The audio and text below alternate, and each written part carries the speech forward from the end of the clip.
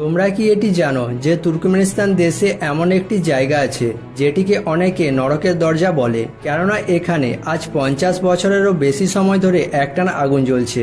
অনেকবার অনেক রকম ভাবে চেষ্টা করা সত্ত্বেও এই আগুনটি আজ পর্যন্ত নেভেনি। কিন্তু কেন এই আগুনটি আজ পর্যন্ত নেভেনি, আর কিভাবেই বা এখানে এই আগুনটি লেগেছিল, আজকের এই ভিডিওটিতে আমি তোমাদের এই সমস্ত প্রশ্নের উত্তর জানাতে চলেছি। তাই ভিডিওটি শেষ অবধি অবশ্যই দেখবে। তুর্কমেনিস্তান দেশে একটি মরুভূমি আছে যার নাম কারাকুম ডেজার্ট, আর এই কারাকুম ডেজার্টের মাঝখানে অবস্থিত এই জায়গাটির অফিসিয়ালি নেম দরওয়াজা গ্যাস ক্রেটার, যেটিকে এখানে স্থানীয় মানুষেরা নরকের দরজা বলে। 1971 সালে যখন তুর্কমেনিস্তান ইউএসএসআর এর পার্ট ছিল, তখন জিওলজিস্টের একটি টিম এখানে তেলের খোঁজে গিয়েছিল।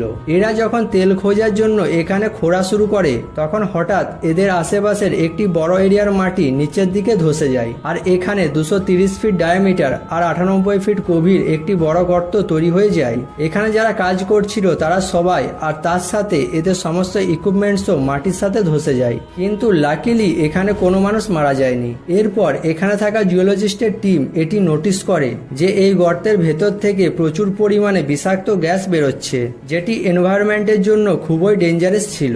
তাই এরা এখানে আগুন লাগিয়ে দেয়, কেননা কোনো জায়গায় যদি কোনো গ্যাস থাকে আর সেটিকে যদি হ্যান্ডেল না করা যায়, বা সেটি যদি পরিবেশের জন্য বিপজ্জনক হয়, তাহলে সেখানে আগুন লাগিয়ে দেওয়া হয়, যাতে সেখানে থাকা সমস্ত গ্যাস আগুনে জ্বলে শেষ হয়ে যায় আর সেই এরিয়াটা পুরো ক্লিন হয়ে যায়। তাই এই গর্ত থেকে বেরোনো সমস্ত গ্যাসকে রিলিজ করার জন্য এখানে জিওলজিস্টের টিম আগুন লাগিয়ে দেয়। এরা ভেবেছিল যে এই গর্ত থেকে বেরোনো গ্যাস এক সপ্তাহ কিংবা হয়তো ম্যাক্সিমাম 1 মাসের মধ্যে বেরিয়ে জ্বলে শেষ হয়ে যাবে, আর তারপর এরা আবার এখানে ড্রিল করতে পারবে আর এখানে থাকা অয়েলসকে এরা বের করতে পারবে। কিন্তু এদের অনুমান সম্পূর্ণ ভুল ছিল।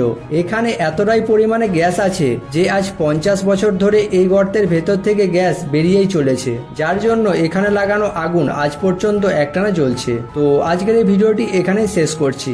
আর তোমাদের যদি এই ভিডিওটি ভালো লেগে থাকে তাহলে এই ভিডিওটি একটি লাইক করে চ্যানেলটি সাবস্ক্রাইব করে দেবে।